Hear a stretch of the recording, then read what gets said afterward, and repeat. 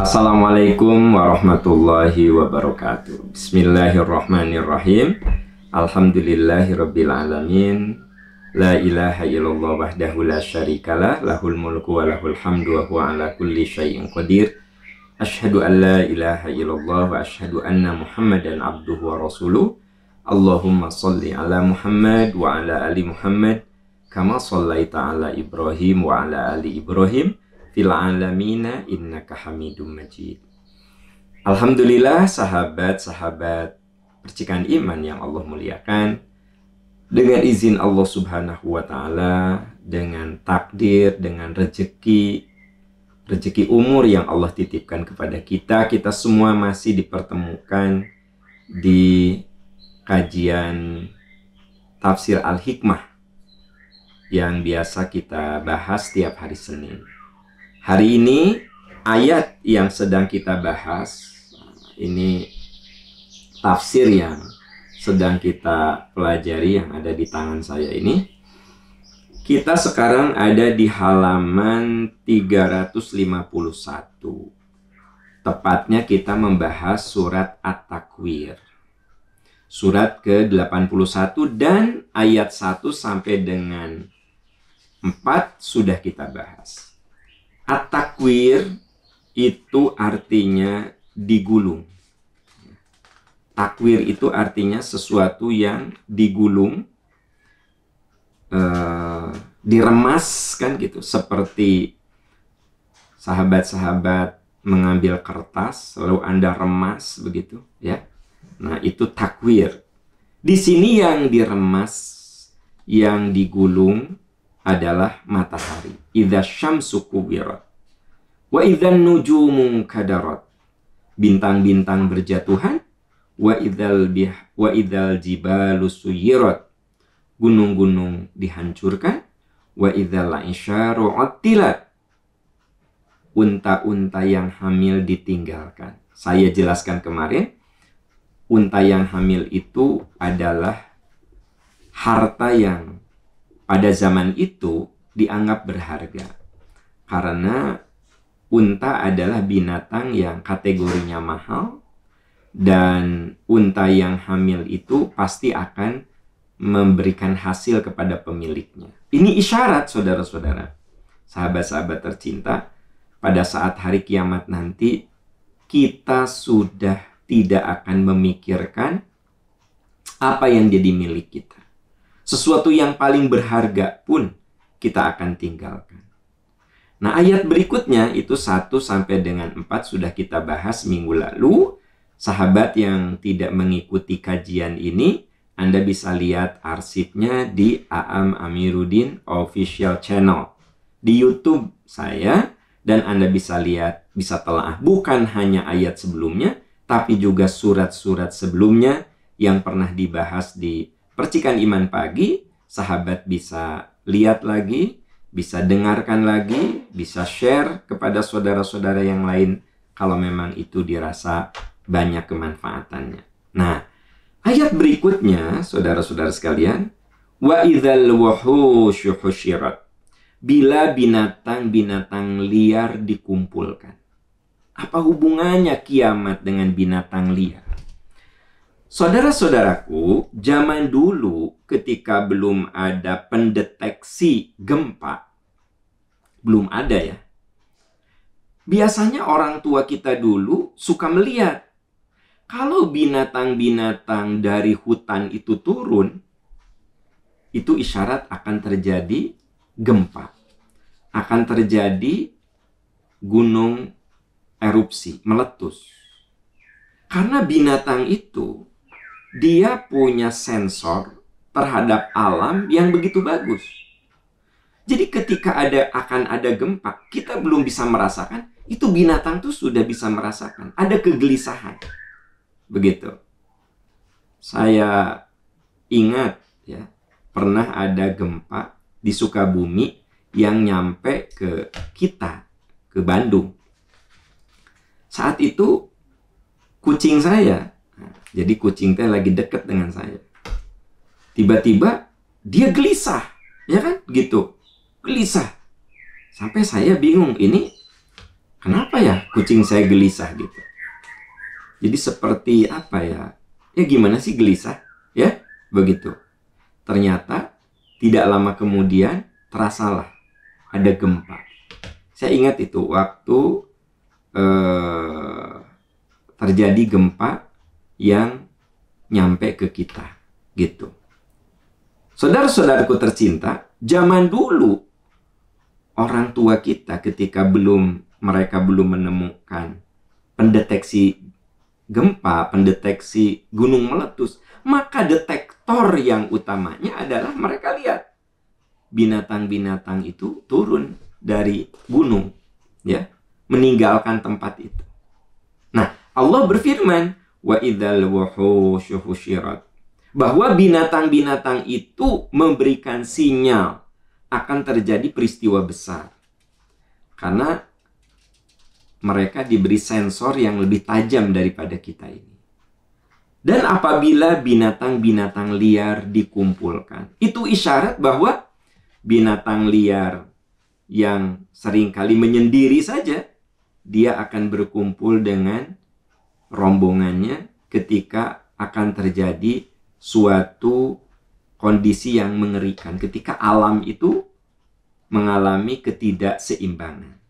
Nah, itu bisa dibuktikan secara ilmiah bahwa memang binatang itu punya sensor yang kuat untuk mendeteksi gejala-gejala alam. Nah, ayat berikutnya, jangan lupa kita lagi bicara tentang kiamat. Idza syamsu kuwirat, ketika matahari digulung, ya, dan seterusnya. Nah, lalu dibicarakan tentang binatang. Lalu wa idzal biharu sujirat, dan apabila lautan dipanaskan. Sahabat-sahabat tercinta, mengutip apa yang disampaikan oleh Profesor T. Jamaluddin, ya, dalam bukunya di halaman 81, beliau menyebut ada teori evolusi bintang. Jadi suatu saat matahari kita akan membesar menjadi bintang raksasa menjelang kematiannya. Jadi dia itu makin panas gitu ketika menjelang kehancurannya. Pada saat itu matahari bersinar sedemikian kuatnya. Jangan lupa matahari kita berwarna kuning, agak kemerahan. Itu menunjukkan bahwa matahari kita tidak terlalu panas, ya.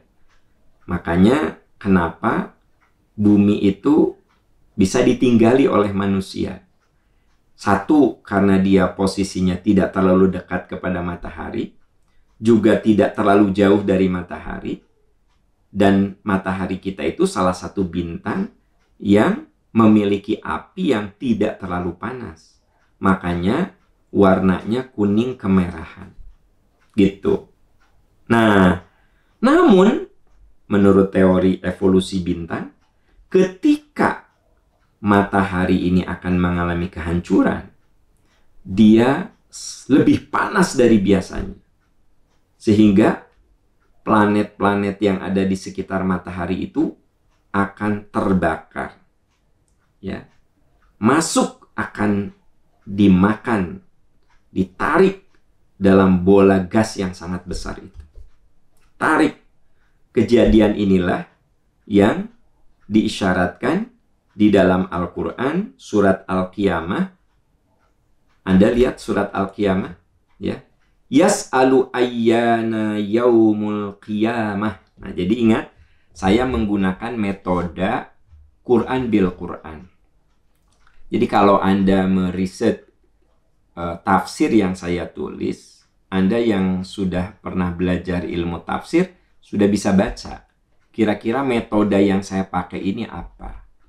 Metode yang saya pakai dalam penulisan Quran ini adalah Quran bil Quran, Quran bis sunnah, Quran bi qaulis sahabah, dan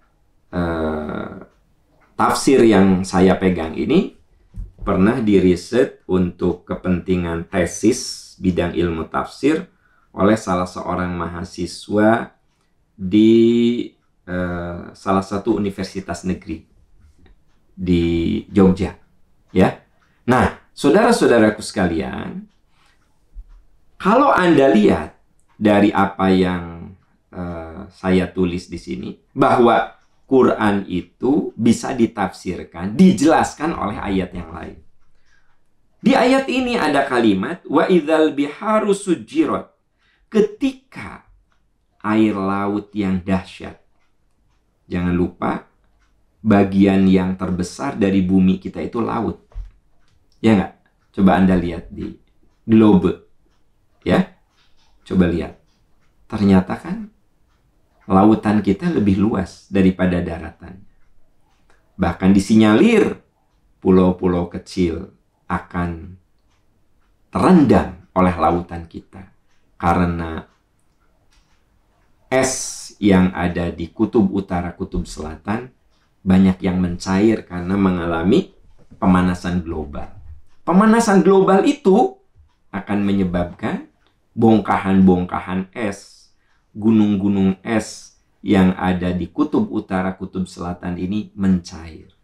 Dan air laut akan bertambah secara signifikan. Setiap tahunnya terukur. Berarti konsekuensinya akan ada pulau-pulau kecil yang hilang. Dan ada pulau yang nanti akan menjadi dua bagian karena terpotong oleh genangan air laut yang semakin naik. Itu makan sudah sering dibicarakan oleh para ilmuwan. Ya, udah sering itu. Nah, jadi saudara-saudaraku tercinta, bahwa yang namanya lautan yang begitu dahsyat dan bumi kita itu airnya lebih banyak daripada daratannya, nanti akan mendidih. Kenapa mendidih? Nah, kembali pada teori evolusi bintang yang saya kutip dari pernyataan Profesor T. Jamaluddin. Beliau profesor bidang astronomi, ya kan? Gitu. Nah, menurut teori evolusi bintang itu, ternyata ketika matahari menjelang kematiannya, kehancurannya, dia akan lebih panas lagi. Planet-planet yang ada di sekitarnya akan ditarik sama dia. Ya. Dan bumi kita akan mendidih, air lautnya akan mendidih. Jadi sangat-sangat masuk akal dan sangat-sangat bisa dijelaskan dengan pendekatan ilmiah. Nah, untuk lebih jelasnya lagi, ini dijelaskan di dalam surat Al-Qiyamah. Yas'alu ayyana yaumul qiyamah. Ia bertanya, kapan hari kiamat itu? Fa'idha bariqal basaru. Bila mata terbelalak ketakutan. Jadi kiamat itu terjadi saat mata kamu kaget terbelalak, ya. Orang kalau kaget itu terbelalak. Wa khosafal qamar, dan bulan pun telah hilang cahayanya. Kenapa hilang cahayanya? Ya, karena sumbernya adalah matahari sudah memang mengalami kehancuran. Tadi saya bilang planet-planet semuanya ditarik sama dia, ya, dimakan sama dia. Bahasa awamnya dimakan. Wa jumi asyamsu wal qamar. Wa jumi asyamsu wal qamar. Jadi saudara-saudaraku sekalian, yas'alunaka ayyana yaumul qiyamah fa idza bariqal basar, ketika mata terbelalak, wa khosafal qamar, dan bulan pun akan hilang cahayanya, wa jumi asyamsu wal qamar, lalu matahari dan bulan dikumpulkan. Apa maksud matahari bulan dikumpulkan? Nah, merujuk pada teori evolusi bintang, jadi seluruh planet-planet, termasuk di dalamnya matahari, bintang, matahari, bulan, semua ditarik oleh matahari. Jumi asyamsu wal qamar. Yaqulul insanu yawma idzin ainal mafar. Maka pada hari itu manusia akan bertanya, kemana tempat kami berlari? Jadi orang-orang akan kebingungan, kemana nih tempat berlari? Semua mengalami kehancuran yang dahsyat. Ya. Kalla la wazar. Maka pada hari itu manusia tidak akan ada tempat berlari lagi. Ila rabbika yauma idzinil mustaqar.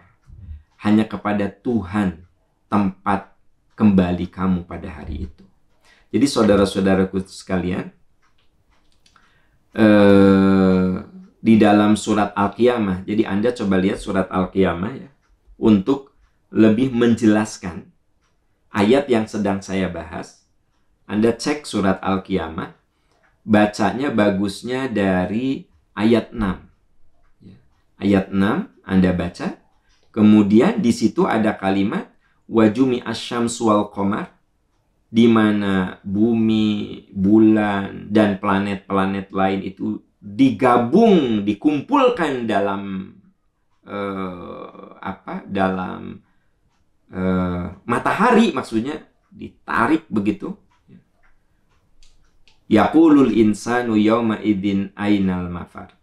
Pada hari itu manusia akan berteriak, kemana tempat kami berlari? Kalla la wazar.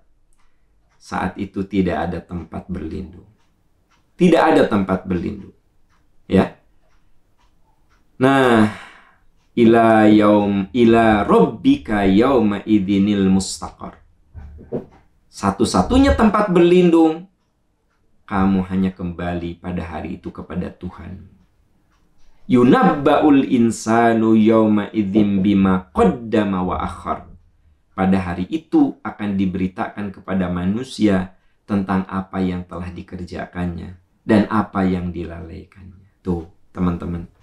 Jadi sebenarnya kalau bicara bahwa ini akan terjadi kiamat, jangankan kita orang yang beragama, orang yang tidak beragama juga banyak di antara mereka yang yakin bumi ini akan mengalami kehancuran.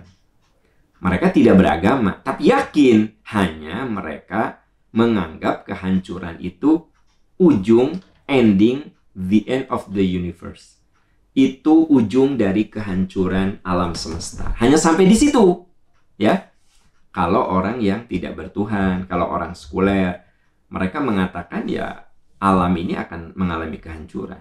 Contoh sederhana, bumi kita ini juga makin menua. Ya. Coba teman-teman perhatikan. Terjadi pemanasan global gitu. Sekarang ini seringkali mengalami cuaca yang anomali. Harusnya musim hujan, musim panas, harusnya musim panas, hujan gitu. Ada anomali-anomali, ketidaknormalan di alam ini. Ozon mengalami bolong-bolong yang raksasa, super raksasa gitu. Sehingga bumi serasa menjadi lebih panas. Di Bandung ini ya sekarang orang-orang yang berkecukupan rata-rata di rumahnya ada AC. Coba Bapak Ibu yang hidupnya di tahun 70, mana ada Bandung kepikir punya AC di rumah. Udah masih dingin kan gitu. Sekarang hampir setiap rumah ada AC-nya. Kita bawa mobil ya selalu ber-AC begitu. Coba teman-teman. Ini isyarat apa? Bandingkan dengan 30 tahun lalu, 40 tahun lalu. Rasanya di Bandung ini nggak ada orang yang pakai AC 40 tahun lalu. Tahun 70-an itu. Sekarang setiap rumah punya AC. Itu contoh sederhana, belum setengah abad Bandung ini. Kalau dilihat tahun 70 sampai sekarang. Tapi sudah terasa panas. Jadi memang alam ini makin tua. Dia makin menua dan makin seperti manusia makin mulai kerasa gitu. Ya, kolesterol naik, asam urat naik, tekanan darah naik. Nah, bumi kita ini menua.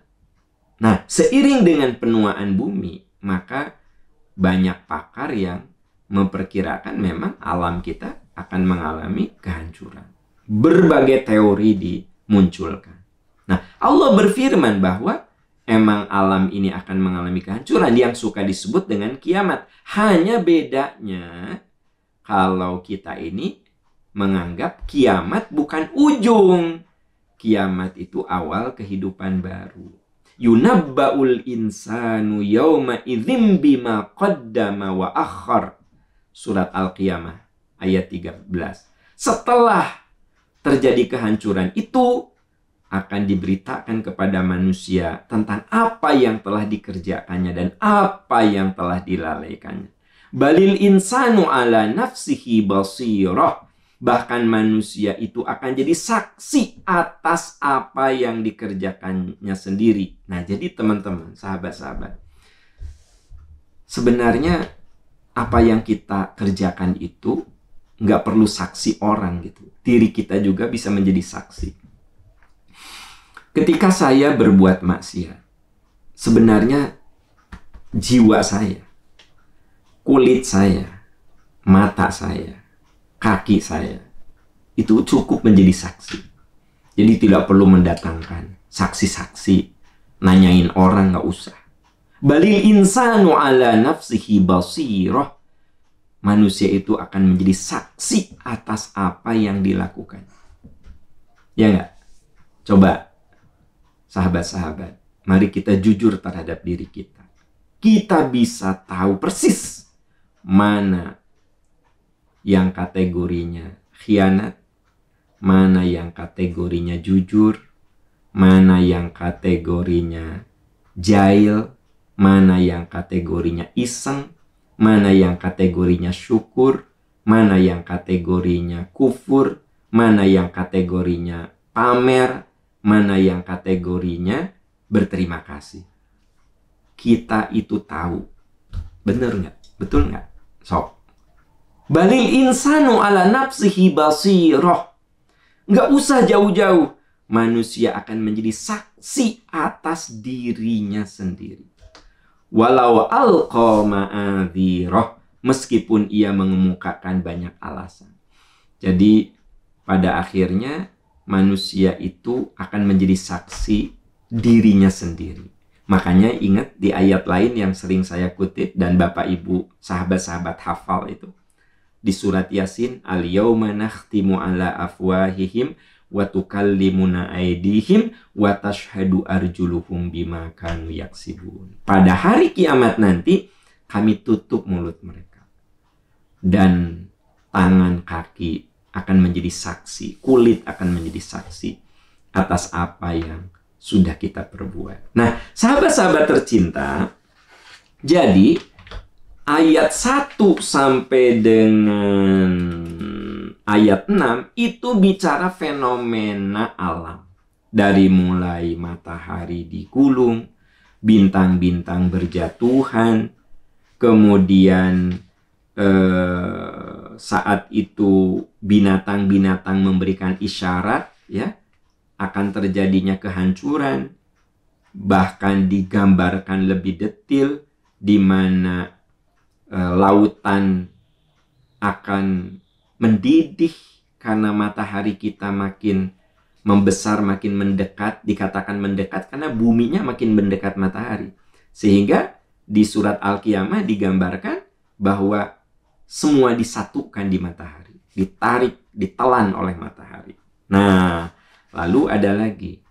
Kalau itu fenomena alam yang saya bilang tadi, di antara orang yang tidak bertuhan saja, orang ateis saja, mereka yakin alam ini akan hancur. Tapi mereka mengatakan itulah law of nature, hukum alam. Ya sudah, setelah itu apa? Ya sudah, hening gitu. Tapi bagi kita tidak begitu. Ayat berikutnya menjelaskan bahwa kiamat bukan ending, tapi wa idzan nufusu zuwijat. Pada saat itu ruh yang sudah terpisah dengan jasad akan disatukan kembali. Nah, ini masalahnya saudara-saudara. Jadi bedanya kalau orang ateis, orang yang tidak bertuhan, orang sekuler, ya, orang yang menganggap dunia adalah dunia, ya gitu. Dunia mah untuk dunia saja. Life just for life, science just for science, gitu. Hanya sekedar di situ, maka mereka hanya berhenti di situ saja. Tapi bagi kita orang yang punya iman, meyakini wa idzan nufusu zuwijat, di ayat 7-nya. Dan bila ruh itu dipertemukan dengan tubuh. Nah, saudara-saudara sekalian, ahli tafsir menerangkan ayat ini dengan dua penjelasan. Penjelasan pertama, yang dimaksud dengan ruh itu dipertemukan adalah dipersatukan dengan jasadnya lagi. Dikembalikan kepada jasadnya lagi. Lalu di dalam hadis dikatakan jasadnya dalam keadaan terbaik. Jadi yang udah nenek-nenek, kakek-kakek meninggalnya, balik lagi ke usia terbaik. Yang bayi meninggal, balik di usia terbaik. Begitu. Usia terbaik itu seperti apa? Wallahu a'lam. Tapi yang jelas, Nabi pernah bercerita, di sana tidak ada nenek, tidak ada kakek, tidak ada bayi, tidak ada anak-anak. Ketika seorang nenek mengatakan, "Ya Rasulullah, apakah di surga itu ada orang yang seusia nenek?" Kata Nabi, "Tidak ada, Nek. Di sana mati ayah nini." Si Nek itu nangis, ya. Kata Rasul, bukan berarti Nek tidak akan hadir. Tubuh Nek itu akan kembali ke kondisi terbaik. Jadi yang dimaksud dengan di surga dan neraka itu tidak ada kakek-kakek, nenek-nenek. Maksudnya manusia akan kembali di usia terbaik. Itu bagaimana? Nah, ini yang keluar dari logiko hipotetiko verifikatif. Ini keluar dari wilayah scientific method. Ini keluar dari wilayah scientific. Karena kalau scientific itu harus bisa diverifikasi. Apakah dengan apalah untuk memverifikasinya terserah. Bisa eksperimental, ya. Nah, masalahnya ini tidak bisa diverifikasi. Makanya ini hanya diterima dengan iman. Coba saudara-saudaraku lihat surat Ar-Rum ayat 30. Coba buka surat Ar-Rum. Di sini saya cantumkan, ya. Ar-Rum ayat 3. Surat Ar-Rum ayat 27. Surat 30 ayat 27. Di tafsir ini saya cantumkan. Wa huwallazi yabda'ul khalqa tsumma yu'iduhu wa huwa ahwanu 'alaihi. Allah yang memulai penciptaan dan Allah yang akan mengulanginya kembali. Di ayat ini dikatakan wa idzan nufusu zuwijat, ketika ruh itu dikembalikan kepada jasadnya. Di dalam surat Ar-Rum ada penjelasan wa huwallazi yabda'ul khalqa tsumma yu'idu wa huwa ahwanu 'alaihi. Allah yang menciptakan, memulai penciptaan. Yabda'ul khalqa, memulai penciptaan. Tsumma yu'idu. Kemudian Allah mengulangi penciptaannya kembali. Hal itu sangat-sangat mudah baginya. Nah, lalu di ayat ini ujungnya walahul matsalul a'la fis samawati wal ardi wa huwal azizul hakim. Allah memiliki sifat yang maha agung, maha tinggi di langit dan di bumi. Allah maha perkasa, maha bijaksana. Jadi yang kata kita tuh, masa sih? Ya ada kita mah tidak punya kuasa, tidak punya ilmu. Bagaimana ruh-ruh yang sudah mati itu dipertemukan kembali. Tapi bagi Allah, wa huwa ahwanu 'alaihi. Gampang itu. Jadi bagi Allah itu tidak ada yang susah. Semuanya gampang. Wa huwallazi yabda'ul khalqa. Allah yang mencipta, memulai penciptaan. Yabda'ul khalqa itu memulai penciptaan kita semua. Ya. Tsumma yu'iduh. Kemudian Allah akan mengembalikan penciptaannya itu. Setelah kita hancur luluh menyatu dengan tanah. Wa huwa ahwanu 'alaihi. Sekali lagi, ini keluar dari wilayah metode ilmiah. Scientific method. Ya, begitu.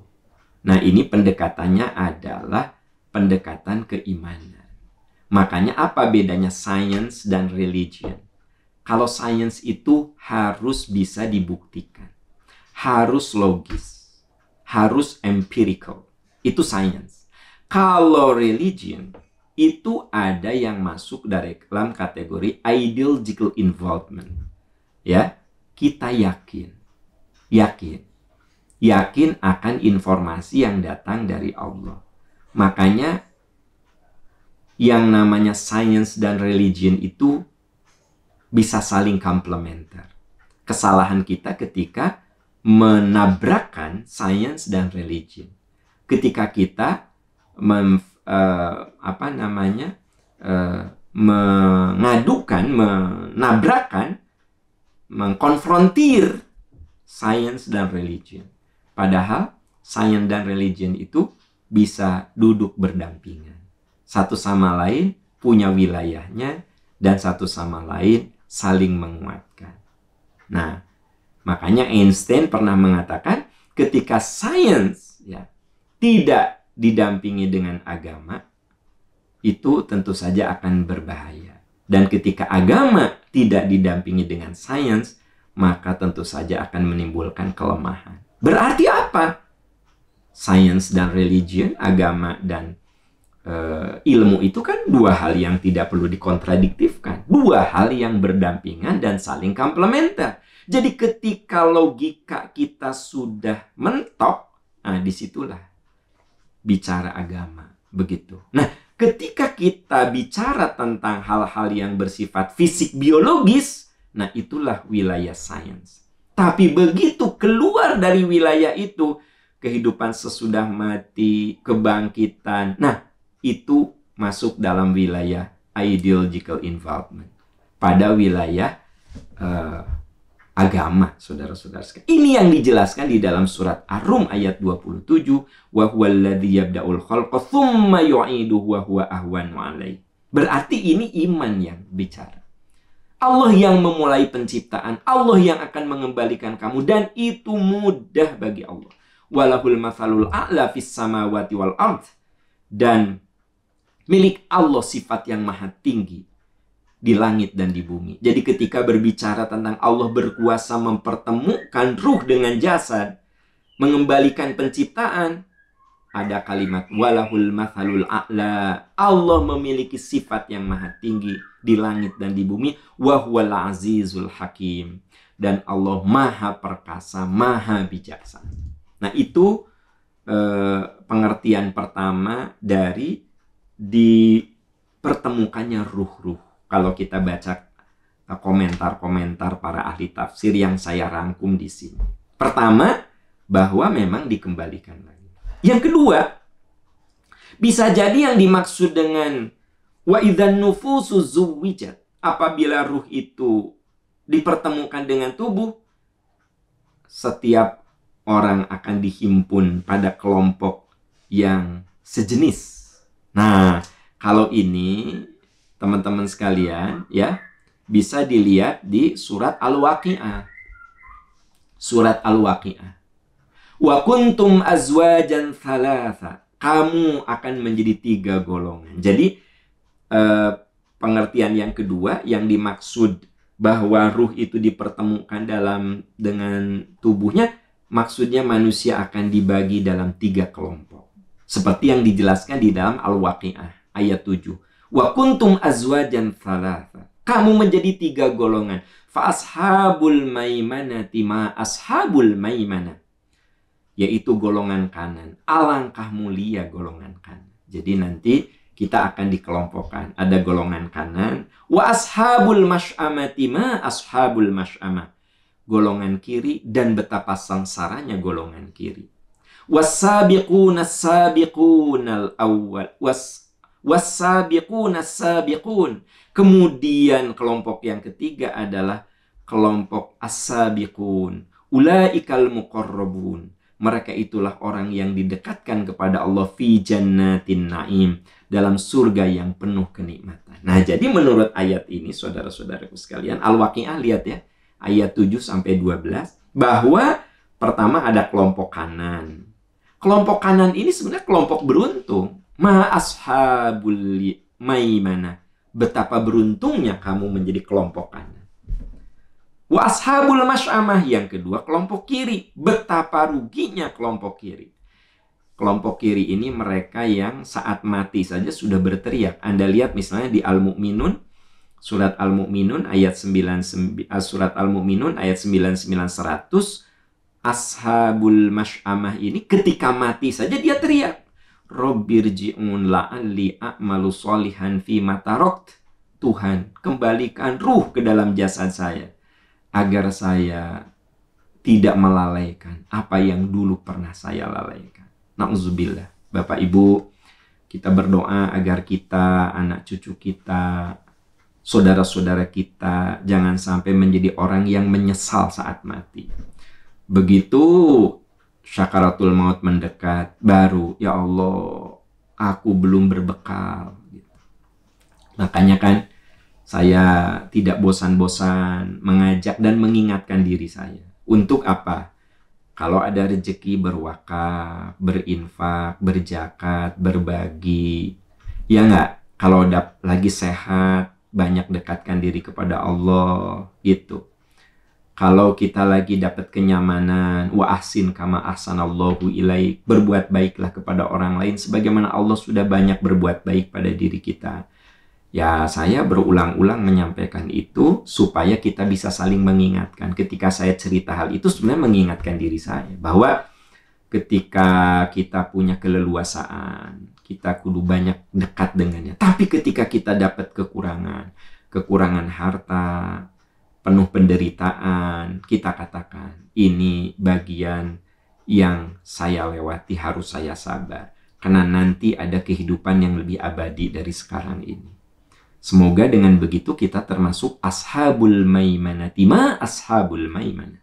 Sungguh beruntung kelompok kanan.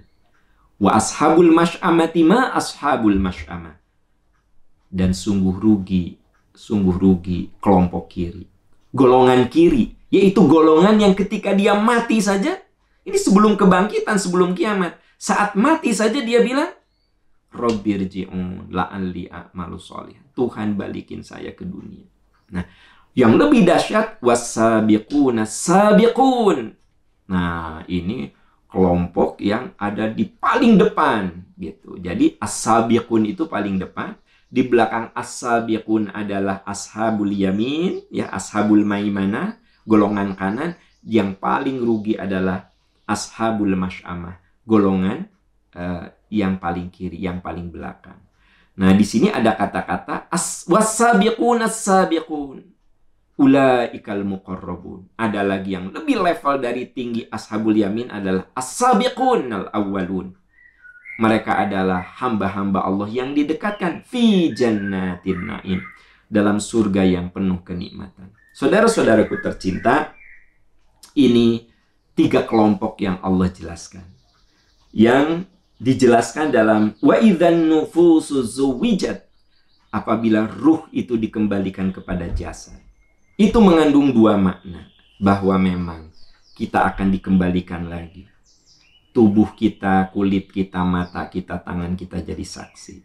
Tapi boleh juga dengan makna bahwa setiap orang akan dibangkitkan dalam kelompok-kelompok yang berbeda. Ashabul maimanah, ashabul masy'amah, dan as-sabiqun as-sabiqun. Semoga kita semua ini, ya, kalaupun tidak kategori as-sabiqun as-sabiqun, orang yang benar-benar sangat cepat dekat dengan Allah di sana, minimal kita ini menjadi ashabul maimanah. Ashabul maimanati ma ashabul maimanah. Beruntung orang yang ada di golongan kanan. Dan na'udzubillah, tsumma na'udzubillah. Kita berlindung kepada Allah jangan sampai kita dan anak cucu kita termasuk ashabul masy'amati ma ashabul masy'amah. Golongan kiri, dan sungguh rugi golongan kiri. Ya. Nah, itu ayat yang saya bahas di surat At-Takwir sampai dengan ayat 7. Ya. Nah, saudara-saudaraku tercinta, terima kasih Anda yang sudah berwakaf dan kita wujudkan. Jadi gini, kajian tafsir itu bukan sekadar untuk diomongin, ya nggak sih? Action. Apa sih yang bisa kita lakukan? Gitu. Nah, salah satunya adalah dengan kita berjuang membela agama Allah sesuai dengan kadar kemampuannya masing-masing. Sahabat-sahabat, demikian yang bisa saya sampaikan. Semoga Allah memberkahi kita semua. Subhanaka Allahumma wa bihamdika asyhadu an la ilaha illa anta astaghfiruka wa atubu ilaik. Walhamdulillahirabbil alamin. Wassalamualaikum warahmatullahi wabarakatuh.